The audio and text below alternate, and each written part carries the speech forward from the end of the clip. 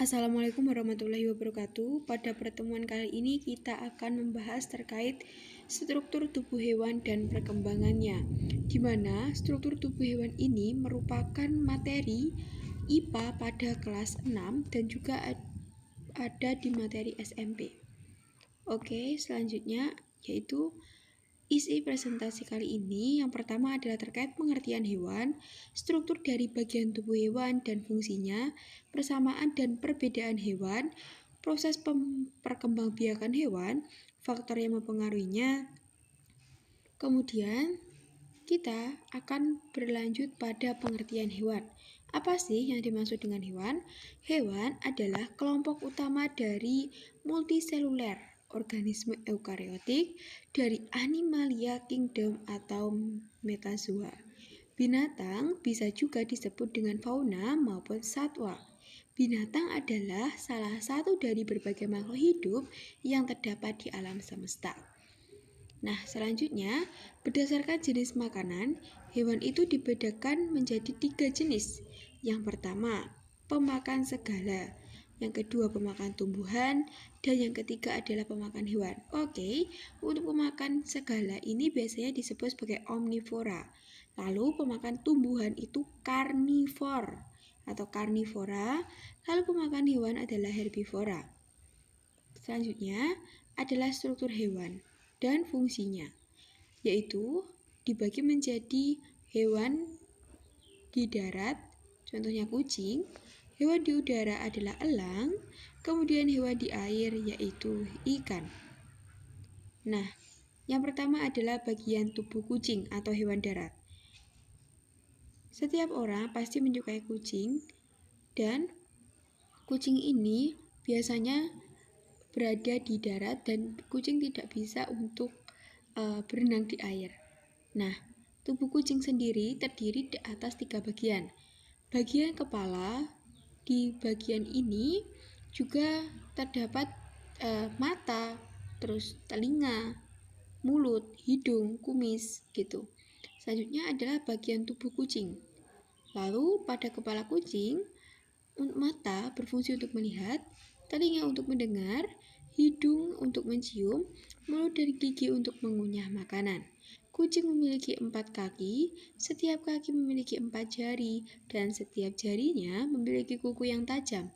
Kuku pada kucing berguna untuk mencengkeram mangsanya, jadi fungsi kaki untuk bergerak dan mencengkeram. Selanjutnya adalah bagian paling belakang dari tubuhnya, ada ekor. Nah, ekor kucing untuk menjaga keseimbangan. Contohnya, ketika kucing berada di atas genteng, kucing ini tidak pernah jatuh. Karena apa? Keseimbangan kucing itu sangat tinggi dan dipengaruhi oleh tubuhnya, terutama pada ekor. Nah, di bagian pipi kucing terdapat kumis yang merupakan pendukung untuk mencium atau memberi rasa aman. Nah, tanpa kumis, kucing tidak akan mampu mencapai gerakan akrobatik atau melindungi diri dari situasi yang berbahaya. Contohnya, ketika kucing ini akan memangsa, di depannya ada ular misalkan. Ular kecil. Kucing ini berani untuk memangsa ular tersebut. Nah, selanjutnya yaitu burung elang atau hewan yang hidupnya di udara. Nah, mata burung berfungsi untuk melihat benda-benda di sekitarnya. Kemudian, ada paruh burung. Fungsinya mengambil makanan. Nah, bentuk paruh burung ini sangat beraneka ragam. Karena apa? Menyesuaikan pada jenis makanan yang dikonsumsi. Kemudian, untuk paruh burung ini paruh burung yang memakan biji-bijian berukuran pendek, tebal, runcing, dan tajam. Fungsinya untuk membantu burung mengambil dan memecahkan biji-bijian dari pepohonan. Sedangkan paruh burung pemakan daging, misalkan dia itu burung elang, ciri khasnya bentuk paruh yang membengkok, runcing, dan tajam. Fungsinya untuk memudah mengoyak atau mencapik-capik mangsanya. Lalu ada cakar. Cakar burung ini berfungsi mencengkeram mangsanya. Sayap untuk terbang atau mengepakkan sayapnya. Lalu ada ekor burung keseimbangan dan buluh burung untuk menutupi bagian tubuh burung sehingga burung ini tidak kedinginan. Lalu di dalam air juga burung ini bisa melewati air. Lalu air yang ada di mulut melewati insang dan keluar dari tubuh melalui lubang yang ada di ikan. Oh maaf, ini keliru PPT-nya. Oke, sekarang kita lanjut aja. Nah, ini adalah bagian ikan tadi. Oke, bagian ikan ada bagian mata untuk melihat, mulut untuk makan, dan sirip untuk berenang. Nah, ikan-ikan ini bernapas menggunakan insang, bagian perut untuk mengelola makanan, dan bagian ekor untuk bergerak. Bisa dibaca tersendiri untuk materi ikan. Selanjutnya, persamaan dan perbedaan. Nah, persamaannya, beberapa hewan itu memiliki ukuran tubuh dan bentuknya itu yang sama atau mirip. Contohnya, kerbau, sapi, kuda itu kan memiliki 4 kaki gitu. Bentuknya juga hampir sama kan.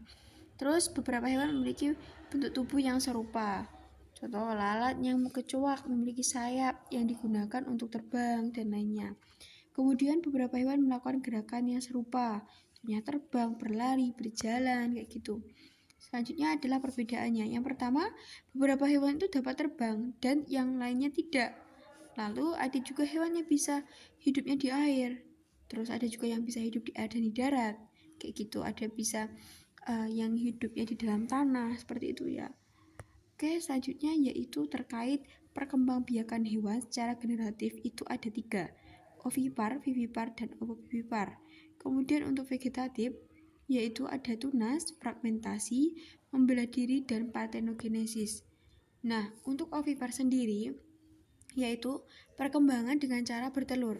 Perkembangan ini biasanya dilakukan oleh unggas-unggasan dan reptil. Contohnya yaitu ada ayam, kura-kura, ikan, kupu-kupu. Terus ada juga platypus. Terus ada juga katak. Nah, selanjutnya yaitu vivipar, perkembangbiakan secara melahirkan. Contohnya ada hewan anjing, terus kucing, singa, kayak gitu. Selanjutnya adalah ovovivipar, yaitu bertelur dan melahirkan. Contohnya ada ikan hiu, ikan pari, terus kadal, terus juga ular. Nah, perkembangbiakan secara vegetatif yang pertama adalah tunas. Tunas merupakan salah satu cara perkembangbiakan hewan ketika organisme baru tumbuh. Tunas kecil akan muncul pada tubuh induk hewan dan ketika sudah mencapai cukup umur, maka tunas tersebut akan berpisah dengan tubuh induk hingga membentuk individu baru, di mana tonjolan hingga nantinya itu akan membentuk tunas. Contohnya, hewan yang berkembang biak dengan tunas adalah Porifera dan Hydra. Selanjutnya adalah fragmentasi, yaitu cara hewan berkembang biak dengan memotong atau memutuskan bagian tubuhnya. Lalu ada juga perkembangbiakan fragmentasi yang dilakukan oleh hewan tertentu. Fragmentasi sendiri merupakan cara perkembangbiakan hewan yang dilakukan dengan cara memotong atau memutuskan bagian tubuhnya. Contohnya yaitu perkembangbiakan fragmentasi pada cacing planaria dan beberapa jenis cacing lainnya. Lalu membelah diri. Perkembangbiakan membelah diri ini dilakukan oleh hewan bersel satu seperti amoeba. Ciri-cirinya yaitu memiliki sel satu berukuran sangat kecil dan tidak dapat dilihat oleh mikroskop. Nah, selanjutnya adalah parthenogenesis, merupakan pertumbuhan secara perkembangbiakan telur yang terjadi tanpa adanya pembuahan sel kelamin induknya. Sebagai contoh yaitu pada betina lebah tidak dibuahi oleh sel kelamin jantan, maka tetap bisa menghasilkan telur dan ketika menetas juga menghasilkan sel jantan baru. Selanjutnya faktor yang mempengaruhi, yang pertama adalah faktor internal. Faktor internal ini berasal dari genetik dan hormonnya. Kemudian yang eksternal, yaitu makanan, air, suhu, dan aktivitas tubuh serta oksigen. Terima kasih. Wassalamualaikum warahmatullahi wabarakatuh.